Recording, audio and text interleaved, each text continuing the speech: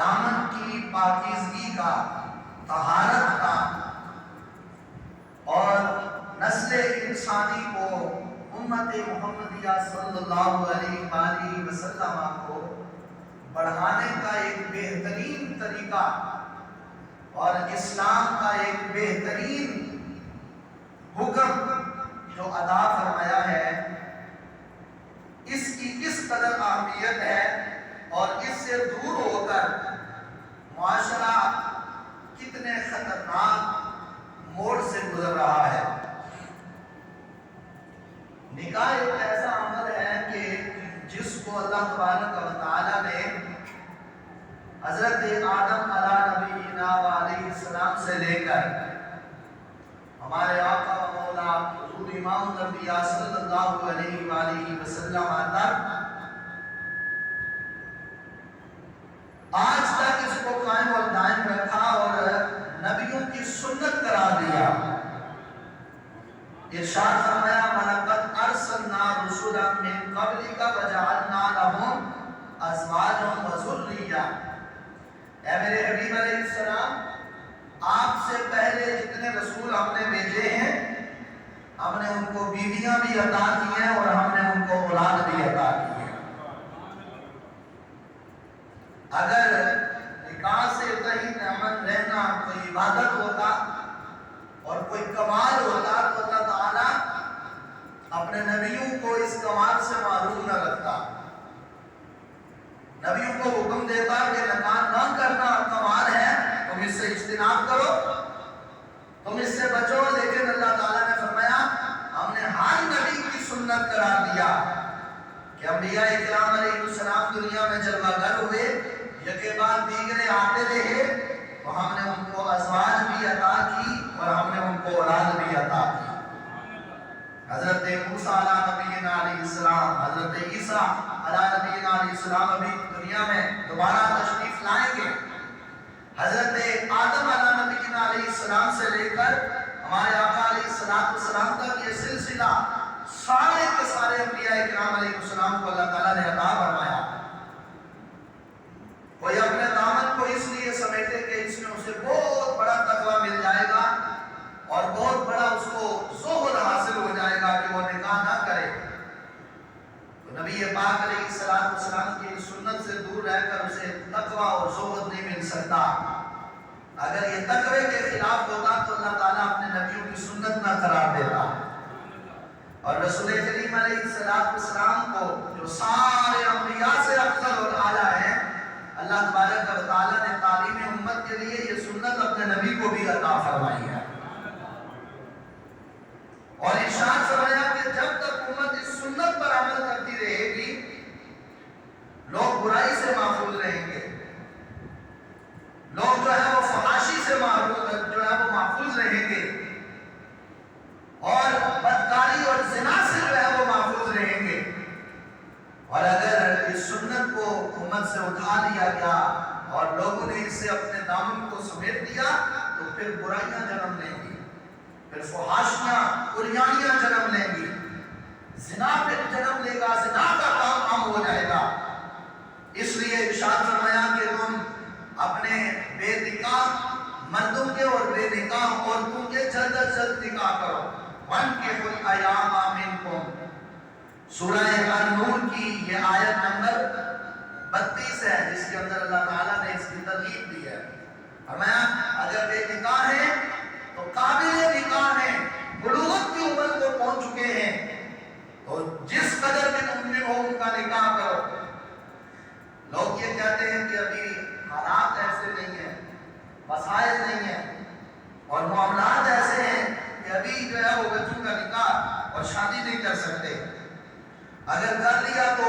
کہاں سے کھائیں گے، بچے کہاں سے کھائیں گے، اپنی اولاد کو کہاں سے کھلائیں گے؟ تو ان سے پوچھا جائے کیا تمہیں اور تمہارے بچوں کو رزق تم خود دیتے ہو یا خدا دیتا ہے یا اللہ دیتا ہے؟ اس بات پر یقین کامل ہے نا مومن کا کہ رازق کون ہے؟ سب بولیے رازق کون ہے؟ اللہ ہے۔ جب رازق وہ ہے تو پھر کسی انسان کو کسی انسان کے رزق کے بارے میں فکر لگی رہے اگر اس کو نکاح کروا دیا، شادی کر دی بچوں کی، تو معاملات کیسے چلیں گے؟ جو رازق اللہ ہے نا، وہی اللہ فرماتا ہے اگر تم ایسا کر دو گے نا، تو اگر فقیر ہوگے تو یغنیہم اللہ من فضلہ، اگر تمہاری پہلے کی عادت فقر کیسی ہوگی، فقیرانہ ہوگی، تو یہ کام کر لو، اللہ تبارک و تعالیٰ تمہیں اپنے فضل سے بے نیاز کر دے گا، غنی کر دے گا اللہ تعالیٰ تمہیں، یغنیہم اللہ من فضلہ، اللہ تعالیٰ تمہیں اپنے فضل سے غنی کر دے گا۔ معلوم ہوا کہ نکاح ایک ایسا عمل ہے کہ اگر کر لیا جائے تو اللہ تبارک و تعالیٰ اس سے مزید برکتیں عطا فرماتا ہے۔ چاہے کہ پہلے یہ فکر لگی ہو کہ بچے جب جو ہے وہ شادی شدہ ہو گئے تو ان کی آگے اولاد ہوگی تو رزق کہاں سے کھائیں گے، اتنے معاملات ہیں، دور کیسا چل رہا ہے، کیسے وہاں سے ان کے لیے رزق مہیا ہوگا؟ وہی اللہ رزق دینے والا ہی تو فرماتا ہے وَلَا تَقْتُلُوا أَوْلَادَكُمْ خَشْيَةَ إِمْلَاقٍ نَحْنُ نَرْزُقُهُمْ وَإِيَّاكُمْ نَحْنُ نَرْزُقُكُمْ وَإِيَّاهُمْ، فرمایا کبھی بھی اس خوف سے اپنی اولاد کو اپنے سے دور نہ کرنا، کبھی بھی اس خوف سے اپنی اولاد کو قتل نہ کرنا کہ وہ رزق کہاں سے کھائیں گے، وہ رزق کہاں سے مہیا ہوگا۔ یہ بتاؤ کہ جب رزق تمہیں بھی ہم دیتے ہیں تو ان کو بھی ہم ہی عطا کرنے والے ہیں۔ نحن نرزقکم وإیاہم، تمہیں بھی رزق ہم دیتے ہیں اور ان کو بھی رزق ہم دیں گے۔ جب رازق رزق کا ذمہ اس نے اپنے ذمہ کرم پر لیا ہوا ہے تو پھر کوئی اٹھ کر یہ کہے کہ رزق میں تنگدستی آ جائے گی اور فراوانی ختم ہو جائے گی اور جو ہے وہ معاملات سخت ہو جائیں گے، تو لہٰذا جو ہے وہ نکاح نہ کروایا جائے، سنت کو جو ہے وہ ادا نہ کیا جائے۔ اللہ کے رسول صلی اللہ علیہ وسلم نے اور اللہ رب الجلال نے جو تعلیمات دی ہوئی ہیں ان سے دور ہو کر کبھی ہمیں خوشحالی مل سکتی ہے؟ بولیے، نہیں مل سکتی۔ تو اللہ اور اللہ کے رسول کے راستے کو چھوڑ کر ہم ترقی اور عروج کی طرف جانا چاہیں تو ذلیل ہو جائیں گے، کچھ نہیں بچے گا۔ اور اگر اپنے خوشحالی چاہتے ہو اور ترقی چاہتے ہو تو پھر اس طریقے اور اس حکم کی طرف آ جاؤ جو حکم اللہ اور اللہ کے رسول نے ہمیں عطا فرمایا ہے۔ رسول کریم علیہ السلام کی بارگاہ میں ایک شخص حاضر ہوا، یشکو الیہ الفاقہ، عرض کیا یا رسول اللہ صلی اللہ علیہ وسلم میرے گھر سے فاقہ نہیں جاتا، ہر وقت تنگدستی رہتی ہے، ہر وقت فقر کا خوف رہتا ہے، فقر ہوتا ہے، فاقے کا جو ہے وہ ہر وقت دور دورہ ہوتا ہے ہمارے گھر میں، تو کیا کرنا چاہیے؟ سرکار دو عالم صلی اللہ علیہ وسلم نے اسے ارشاد فرمایا اگر فقر کو دور کرنا چاہتے ہو تو نکاح کرو، فقر کو دور کرنا چاہتے ہو، فاقے سے نجات چاہتے ہو تو نکاح کر لو۔ اللہ کے نبی علیہ السلام نے فرمایا فاقہ اور فقر اس سے ختم ہوتا ہے، جبکہ ہمیں یہ خطرہ ہوتا ہے کہ اگر کر لیا تو فقر آ جائے گا، کر لیا تو فاقہ آ جائے گا۔ الشیطان یعدکم الفقر ویأمرکم بالفحشاء واللہ یعدکم مغفرۃ منہ وفضلا، فرمایا فقر کا خوف دلانا کہ شریعت کے کسی حکم پر عمل کر لیا تو فقر آ جائے گا، اگر سود سے اپنے کاروبار کو پاک کر لیا تو فقر آ جائے گا اور نقصان ہو جائے گا۔ فرمایا یہ فقر کا خوف دلانے والا اور فقر کی کیفیت دل کے اندر ہر وقت یہ ڈر لگانے والا، فرمایا تمہیں پتہ ہے یہ کون ہے؟ الشیطان یعدکم الفقر، یہ فقر کی دعوت دینے والا تمہیں شیطان ہے، یہ شیطان تمہیں فقر کا ڈر دلاتا رہتا ہے، خوف دلاتا رہتا ہے۔ واللہ یعدکم مغفرۃ منہ وفضلا، اور اللہ وہ ہے جو تمہیں اپنی بخشش اور اپنے فضل کی طرف بلاتا ہے۔ اس کے احکامات پر عمل کر لیا جائے تو وہ اللہ مغفرت بھی عطا فرماتا ہے اور وسعت رزق بھی عطا فرما دیتا ہے۔ خالق کائنات نے ارشاد فرمایا وَمِنْ آيَاتِهِ أَنْ خَلَقَ لَكُم مِّنْ أَنفُسِكُمْ أَزْوَاجًا لِتَسْكُنُوا إِلَيْهَا وَجَعَلَ بَيْنَكُم مَّوَدَّةً وَرَحْمَةً ان فی ذالک لآیات لقوم یتفکرون۔ فرمایا لوگوں، اللہ کی نشانیوں میں سے ایک نشانی یہ بھی ہے کہ اس نے تم میں سے ہی تمہارے لیے جوڑے پیدا کیے ہوئے، لِتَسْكُنُوا إِلَيْهَا، تاکہ تم ان سے سکون حاصل کرو، تاکہ تم ان سے آرام حاصل کرو، وَجَعَلَ بَيْنَكُمْ مَوَدَّةً وَرَحْمَةً، اور اسی نے تمہارے جوڑوں کے درمیان مودت بھی رکھی ہے اور رحمت بھی رکھی ہوئی ہے۔ ایک دوسرے کے ساتھ محبت کرنا اور مودت کرنا، رحم دلی کے ساتھ پیش آنا، فرمایا یہ اللہ تبارک و تعالیٰ کی نشانیوں میں سے ایک نشانی ہے، اور یہ اس قوم کے لیے یہ نشانی ہے جو غور و فکر کرنے والے لوگ ہیں، لِقَوْمٍ يَتَفَكَّرُونَ، جو غور و فکر کرنے والے لوگ ہیں۔ تو آیت پاک میں اللہ تبارک و تعالیٰ نے فرمایا کہ تمہاری بیویاں تمہارے لیے سکون کا باعث ہے، تمہارے آرام کا باعث ہے۔ جب عقد میں آ جاتی ہیں تو وہ تمہارے غم اور تمہاری خوشیوں کو تقسیم کروا لیتی ہیں، بانٹ لیتی ہیں، تمہارے غموں کا بوجھ اور تمہاری پریشانیوں کا بوجھ ہلکا ہو جاتا ہے، تقسیم ہو جاتا ہے۔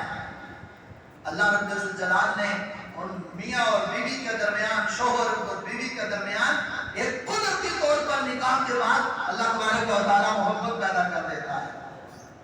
اور رسول کریم علیہ السلام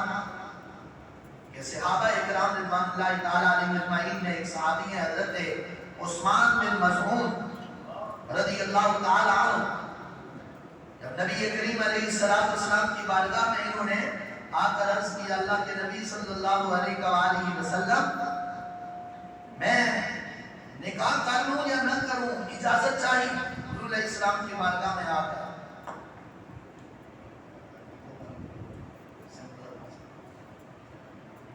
حضرت عثمان بن مظعون رضی اللہ تعالی عنہ عرض کیا، اللہ کے نبی صلی اللہ علیہ وسلم میں نکاح کروں یا نہ کروں؟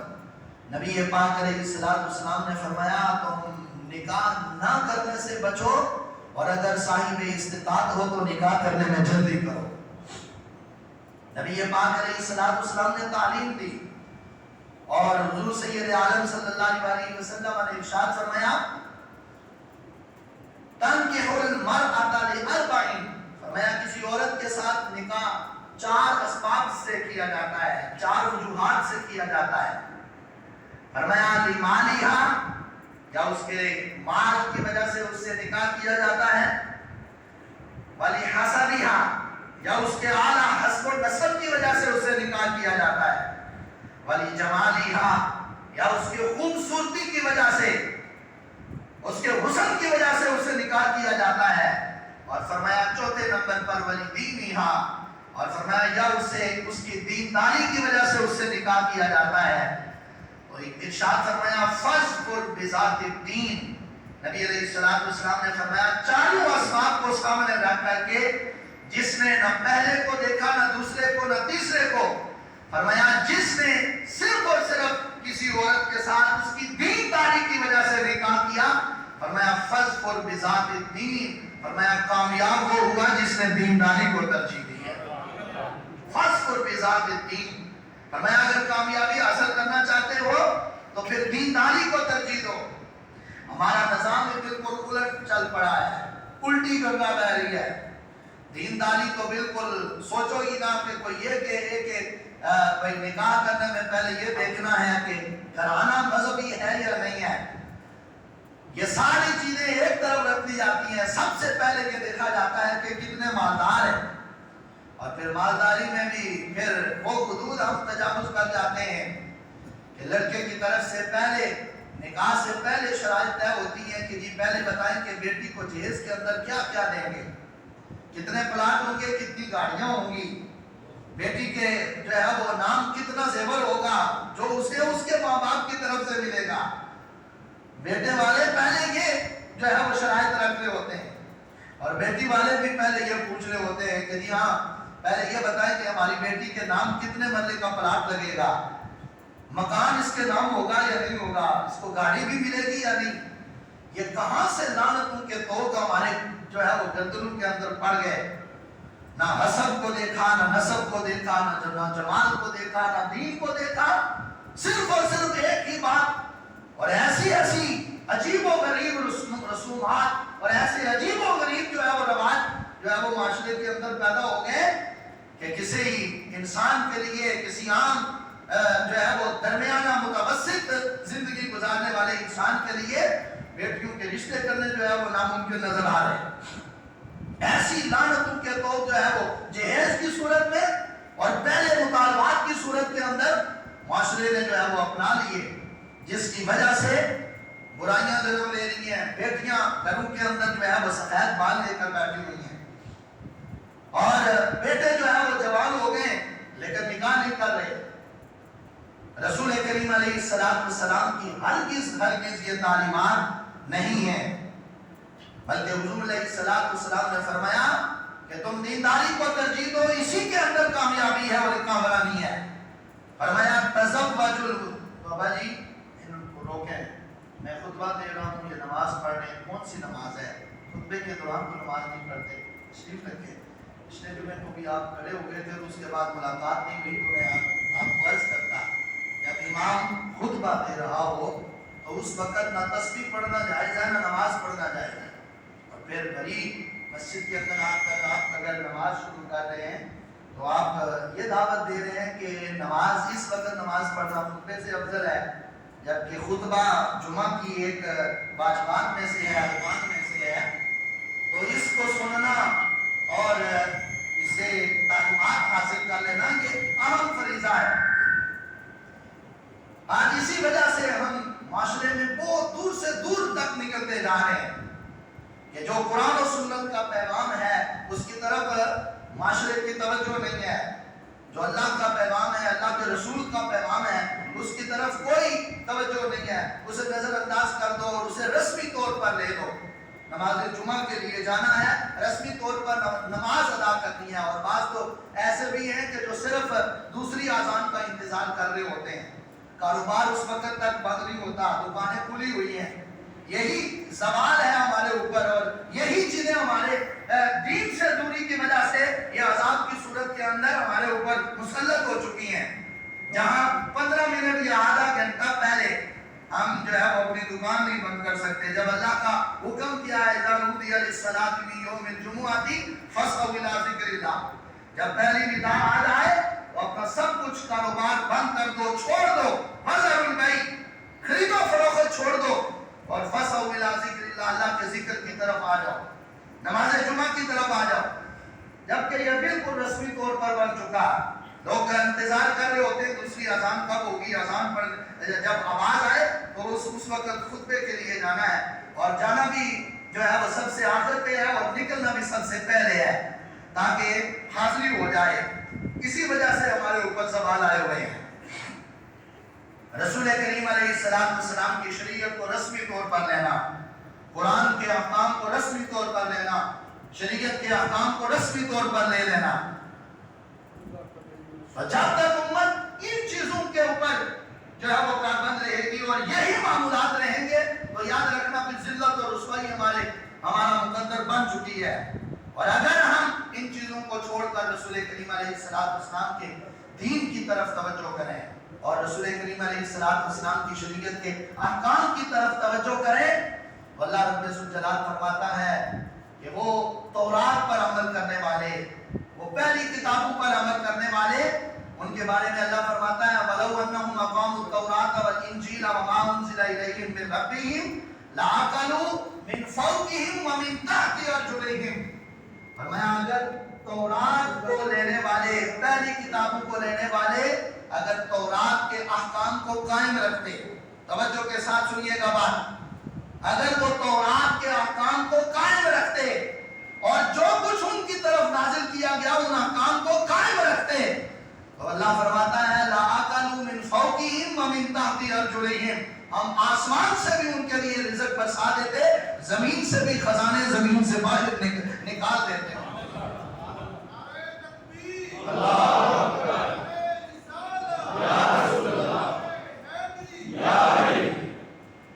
زمین بھی اپنے خزانے اگل دے، آسمان بھی خزانے جو ہے وہ رحمتوں کی برسات شروع ہو جائے۔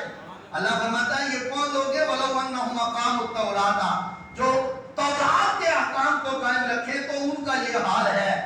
جو رسول اللہ کے سینہ اطہر پر اترنے والے قرآن کے احکام کو قائم کرے تو رب ذوالجلال انہیں برکتوں سے کیسے محروم رکھ سکتا ہے؟ زوال اور پسپائی جو ہمارا اس وقت مقدر بنا ہوا ہے تو وہ سمجھنے کی کوشش کرو. وہ وجہ یہی ہے کہ ہم نے قرآن سے منہ موڑ لیا, رسول اللہ کی شریعت سے منہ موڑ لیا. اگر دین آ جائے گا, رسول کریم علیہ السلام کی شریعت کے احکام نافذ ہو جائیں گے تو پھر معاشی نظام کیا ہوگا؟ پھر معاشی نظام مجھے اور آپ کو بیان کرنے کی ضرورت نہیں ہے, وہ معاشی نظام رب نے خود بیان کر دیا ہے. اور میں میرے محبوب کی شریعت پر عمل کرو اور میرے قرآن پر عمل کرو, قرآن کے احکام پر عمل کرو. اگر اہلت اور رات کو آسمان سے رزق برسا سکتا ہوں, زمین سے خزانے نکال سکتا ہوں, تو میرے محبوب کے غلاموں تمہیں تو چاروں اطراف سے رزق کے ڈھیر میں تمہارے سامنے نواز دوں. ذلت اور رسوائی تو ہماری اس وجہ سے بنی ہوئی ہے کہ ہم نے حضور کی شریعت سے منہ موڑ لیا ہے.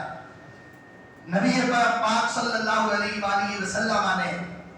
ایسے لوگوں کے بارے میں ارشاد فرمایا جو نکاح کو ترجیح دیتے ہیں, اور نبی پاک صلی اللہ علیہ وسلم نے فرمایا کہ تزوجوا الودود الولود فإنی مکاثر بکم الامم. ہمیں تو یہ خطرہ لگا رہتا ہے نا کہ بچے زیادہ ہو جائیں گے تو کھائیں گے کہاں سے. یہ سوچ ہمیں انگریز نے دے دی, غیر مسلم نے دے دی, اور اسی کو لے کر ہم پھر رہے ہیں. لیکن رسول کریم علیہ السلام کیا ارشاد فرماتے ہیں؟ فرماتے ہیں لوگوں, محبت کرنے والی اور جس عورت سے زیادہ بچے پیدا ہوں فرمایا اس سے نکاح کرو. فإنی مکاثر بکم الامم. فرمایا قیامت والے دن جب ساری امتیں نبیوں کے سامنے ہوں گی تو میں اپنی امت پر کثرت کی وجہ سے باقی امتوں پر فخر کروں گا کہ میری امت اللہ تبارک و تعالیٰ نے سب سے زیادہ, سب سے بڑی امت بنائی ہوئی ہے. ہمیں یہ سوچ دے دی گئی نہیں رزق کہاں سے ملے گا, معاشی نظام کہاں سے بہتر ہوگا, اور تندرستی کہاں سے ختم ہوگی, اگر بچے زیادہ ہو گئے تو کھائیں گے کہاں سے. اللہ کے نبی علیہ السلام نے تو ہمیں اس فکر کی طرف ہمیں ہماری توجہ نہیں دلائی کہ تم بچے زیادہ ہو جائیں گے تو تم نے پھر یہ بھی کرنا ہے, یہ بھی. اور میں تمہیں تو رب نے رازق نہیں بنایا, رازق تو خود ہے. رزق کا ذمہ تو اس نے اپنے ذمہ کرم پر اٹھایا ہوا ہے, تو وہ تمہیں ضرور رزق عطا فرمائے گا.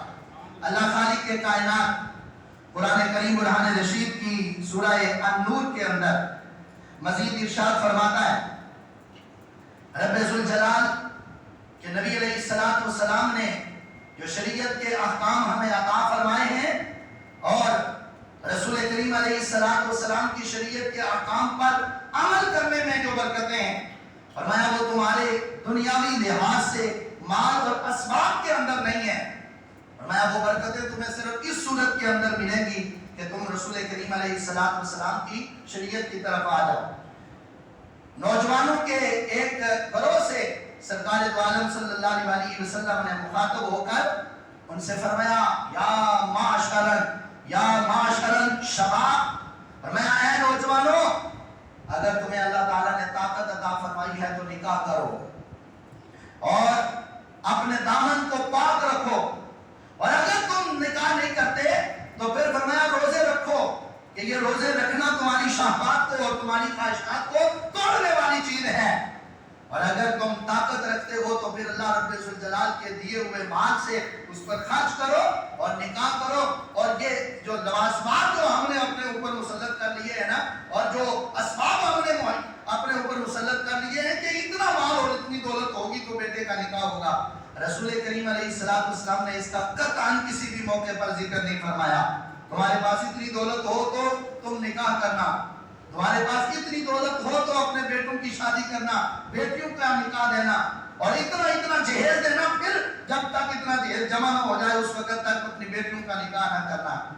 رسول کریم علیہ السلام نے تو اس کی ہرگز تعلیم نہیں دی. اور آج جو کچھ ہمارے ساتھ ہو رہا ہے اور جو بیت رہا ہے اس کے اسباب یہی ہے کہ ہم نے اپنی طرف سے یہ قائم کیے ہوئے مفروضے خود ہی قائم کر کے ہم بیٹھے ہوئے ہیں, جس کی وجہ سے معاشرے کے اندر برائیاں جنم لے رہی ہیں. رسول کریم علیہ السلام کی تعلیمات میں یہ تعلیمات ہیں, فرمایا نکاح کرو, اللہ تبارک و تعالیٰ اگر پہلے سے فقر ہے تو اس فقر کو اللہ دور فرما دے گا. یغنیہم اللہ من فضلی, اور اللہ تبارک و تعالیٰ تمہیں اپنے فضل سے بے نیاز کر دے گا، غنی کر دے گا۔ اور نبی کریم علیہ السلام نے یہاں تک ارشاد فرمایا، سرکار دو عالم صلی اللہ علیہ وسلم نے فرمایا 3 چیزیں ان کو مد نظر رکھو نکاح کے وقت۔ فرمایا اگر اللہ تبارک و تعالیٰ نے کسی شخص کو، یہ تم نے یہ دیکھنا ہونا کہ وہ اہل سعادت میں سے ہے یا نہیں، تو فرمایا 3 چیزیں دیکھو۔ اگر اسے اللہ تبارک و تعالیٰ نے رہنے کے لیے اچھا گھر دیا ہے اور اچھی سواری دی ہے، اور اسے زندگی کے اندر اللہ تعالیٰ نے نیک اور صالح بیوی عطا کر دی ہے، تو فرمایا اس شخص کو اہل سعادت میں سمجھو۔ اور اگر کسی کے پاس یہ 3 چیزیں اچھی نہیں ہیں تو فرمایا وہ اہل سعادت میں سے نہیں ہے۔ لیکن ان کے علاوہ جو خواہشات اور جس کی حد ہی کوئی نہیں ہے، حدود حد ہی کوئی نہیں ہے، لمٹ ہی کوئی نہیں ہے، جو ہم نے اپنی طرف سے خود سے قائم کی ہوئی ہے۔ اچھا گھر مل گیا، اچھی سواری مل گئی، اور گھر میں اچھا ماحول مل گیا، اچھی بیوی مل گئی، نیک پارسا عورت مل گئی، لیکن اسی پر بس نہیں ہے، اسی پر بس نہیں ہے، اور اسی پر اکتفا نہیں ہے۔ خواہشات کا ایک جو ہے وہ طویل سلسلہ ہے۔ ابھی ایک گھر ملا ہے، ابھی تو 2 گھر اور ہونے چاہیے، ابھی تو ایک گاڑی ہوئی ہے، ایک سواری ملی ہے، ابھی تو 2 اور لینی ہے۔ جو خواہشات بڑھتی جاتی ہیں تو پھر اسباب میں جو ذرائع آمدنی کے اسباب ہیں ان کو بھی ہم شریعت اسلامیہ سے بالکل ہٹ کر جو ہے وہ لینا شروع کر دیتے ہیں۔ بس دولت آنی چاہیے، کیونکہ خواہشات کی تکمیل نہیں ہو پا رہی۔ ایک کسی جگہ پر ٹھہراؤ نہیں ہے ہماری زندگی کے اندر، بس پکڑ لو، یہ بھی آ جائے، یہ بھی آ جائے، یہ بھی آ جائے، لے لو یہ اسباب لے لو، پتہ نہیں اب قیامت آ جائے گی پھر شاید کچھ ہاتھ آئے نہ آئے۔ لوگوں کی یہ سوچ بن چکی ہے۔ جب تک رسول کریم علیہ السلام کی شریعت اسلامیہ کے احکام کو، اور جو طریقہ اور جو احکام رسول کریم علیہ السلام نے ہمیں عطا کیے ہیں، ان کو جب تک ہم فالو نہیں کریں گے، ان پر جب تک عمل نہیں کریں گے، یاد رکھنا ہمیں کبھی بھی کامیابی اور سکون کی زندگی نہیں مل سکتی۔ سکون چاہتے ہو تو پھر رسول کریم علیہ السلام کی شریعت کی طرف آ جاؤ، اللہ اور اللہ کے رسول کے فرمان کی طرف آ جاؤ، اور پھر خواہشات اور جو ہے وہ جو نفسانی خواہشات ہیں ان کو ایک جگہ پر روک دو، بس کرو، اب بڑی ہو گئی زندگی کے اندر۔ اللہ رب الجلال کے دین کی طرف رجوع کریں، اللہ تعالیٰ دلی سکون بھی عطا کر دیتا ہے، اور جتنا مال ہوتا ہے اللہ اس میں بھی برکت پیدا کر دیتا ہے۔ اور جب ان چیزوں سے دور ہو جائیں گے تو پھر ظاہر بات ہے ذلت اور رسوائی ہمارے سامنے ہے۔ اس دور کے اندر یہی دوڑ لگی ہوئی ہے، بس دولت اکٹھی کر لی جائے، نہ یہ دیکھنا کہ میرے بچے جوان ہیں اور مجھ پر یہ قرض ہے، اور زندگی کا پتہ نہیں ہے، کسی وقت بھی داعی اجل آ سکتا ہے، موت کا فرشتہ آ سکتا ہے۔ تو ابھی بچوں کا نکاح نہیں کر رہے، بچوں کی شادیاں نہیں کر رہے، بیٹیاں جوان ہیں گھروں میں بیٹھی ہوئی، ابھی وہ ان کا نکاح نہیں کر رہے، کیوں؟ ابھی تو دولت نہیں آئی ہے، ابھی تو تھوڑا مال آیا ہے، ابھی تو زیادہ آئے گا، کاروبار کریں گے اور برکتیں ہوں گی اور زیادہ مال آئے گا، اور پھر جب ہم نکاح کریں گے، شادی کریں گے تو لوگوں کو بتائیں گے کہ شادی کیسے ہوتی ہے۔ جب خواہشات کا یہ ڈھیر ہم نے اپنے دلوں کے اندر جو ہے وہ سوچوں کا بنا لیا تو پھر یہی ہوتا ہے کہ ادھر سے انتظار میں رہتے ہیں، ادھر سے رب کا فرشتہ آ جاتا ہے، چلو وقت ہو گیا، اب اللہ کی بارگاہ میں آ جاؤ۔ جب ادھر آنکھ بند ہوتی ہے تو پھر کفے افسوس ملتے ملتے زندگی کے آخری سانس جو ہے وہ لے لیتے ہیں کہ ہائے ہائے، ابھی تو میں نے اپنے بچوں کے رشتے کرنے تھے، ابھی تو بیٹیوں کے نکاح کرنے تھے، ابھی تو بچوں کی شادیاں کرنی تھی، وہ تو سارا کچھ درا کا درا رہ گیا۔ تو کیوں نہ وہ وقت آنے سے پہلے ان سانسوں کو غنیمت جان کر، اگر اللہ تعالیٰ نے تھوڑی بہت وسعت عطا کی ہوئی ہے تو اللہ کے احکام پر عمل کرتے ہوئے، اللہ کے نبی کے حکم پر عمل کرتے ہوئے اپنی بیٹیوں کا نکاح کرو۔ اسباب میں اور خواہشات میں اور شرائط میں اس قدر لوگ جو ہے وہ گزر چکے ہیں، حدود کو پامال کر چکے ہیں کہ الامان والا حفیظ، کیا کیا باتیں لوگوں کے سامنے رکھی جائیں کہ کیا کیا شرائطیں لوگوں نے جو ہے وہ اپنی طرف سے قائم کی ہوئی ہیں۔ تو کیا اس سے معاشرے کے اندر بہتری آئے گی، معاشرہ سنورے گا، یا برائیاں عام ہوں گی، برائیاں زیادہ ہوں گی، فتنے اور فساد پیدا ہوں گے؟ جو خواتین جو ہے وہ نکاح سے پیچھے ہٹے گی تو زنا جو ہے وہ عام ہو جائے گا، برائیاں عام ہو جائیں گی۔ اس لیے جب تک کسی بندے کو اللہ تبارک و تعالیٰ نے اتنی وسعت دی ہے کہ وہ اگر ایک شرعی طور پر نکاح کرنا اور سنت بار کا یہ ہے کہ نکاح کرو اور اس کے بعد ولیمہ کرو. کہاں سے یہ ساری رسمات مہندی کی اور فلانی ابھی یہ رسم کرنی ہے, ابھی یہ رسم کرنی ہے, اس کے لیے ابھی پیسے نہیں جمع ہوئے. جب تک وہ پیسے نہیں جمع ہوں گے ابھی تک بچوں کا نکاح نہیں کرنا. پھر نہ وہ جمع ہوتے ہیں نہ نکاح ہوتے ہیں, پھر ہوگا کیا؟ برائیاں. اس لیے توجہ کرنے کی ضرورت ہے. دور حاضرہ میں لازمی ضروری ہے امت مسلمہ پر, جن کے بیٹے جوان ہیں فوراً نکاح کرو, بیٹیاں جوان ہیں تھوڑے بہت اسباب پر اکتفا کرتے ہوئے ان کو جو ہے وہ اگلے گھر کا مہمان بنا. اسی سے ہماری عزت اور ہمارا وقار اور ہمارے معاشرے کا جو ہے وہ سنورنا ہے. اور اگر ان چیزوں پر ہم نے عمل نہ کیا تو ذلت اور رسوائی ہمارا مقدر بن جائے گی, اور ایسے عذاب اللہ تعالیٰ ہمارے اوپر مسلط کر لے گا زنا کی وجہ سے, بدکاریوں کی وجہ سے, کہ جہاں ہماری سوچ بھی نہیں کبھی پہنچی ہوگی کہ یہ بھی عذاب آنا تھا. آج آئے ہوئے ہیں ایسے اسباب, لیکن امت سمجھ نہیں رہی. امت کو پتہ ہی نہیں ہے کہ ہم کن کاموں کی وجہ سے ان جو ہے وہ عذابوں کے اندر, ان سزاؤں کے اندر, جو 15 منٹ کے لیے اذان سن کر اپنی دکان نہیں بند کر سکتا تھا, اب 24 گھنٹوں کے لیے دکانیں بند ہو رہی ہیں, کاروبار بند ہو رہے ہیں. ادھر سے اذان کی آواز آ رہی ہے, ادھر سے گاہک آیا ہوا ہے, بس ان کو فارغ کرنے پھر نماز کی طرف جاتے ہیں. نہ وہ فارغ ہوتے ہیں نہ نماز کی فکر ہوتی ہے. پھر اللہ تعالیٰ فرماتا ہے جب میرے لیے تم 15 منٹ نہیں نہ دے سکے, اب آؤ پھر میری گرفت میں, ان بطش ربک لشدید. پھر جب رب کی پکڑ آتی ہے تو وہ پکڑ بڑی سخت ہوتی ہے. لیکن بعض ایسے بھی لوگ ہیں کہ جب عذاب اوپر مبتلا ہو جائے, عذاب مسلط بھی ہو گیا, لیکن پھر بھی ابھی فکر نہیں ہے, کہتے نہیں یہ تو اسباب دنیا ہے, اسباب کی وجہ سے ایسا ہو گیا. یہ نہیں سمجھتے کہ یہ تو اللہ کی پکڑ آ گئی ہے, رب کی پکڑ آ گئی ہے, تو رب کی پکڑ سے بچنا ہے. تو پھر آؤ قرآن و سنت کے مطابق اپنی زندگیوں کو ڈال دو. اللہ تبارک و تعالی ہمیں قرآن و سنت کی سمجھ عطا فرمائے اور اس پر ہمیں عمل کرم ہونے کی توفیق عطا فرمائے.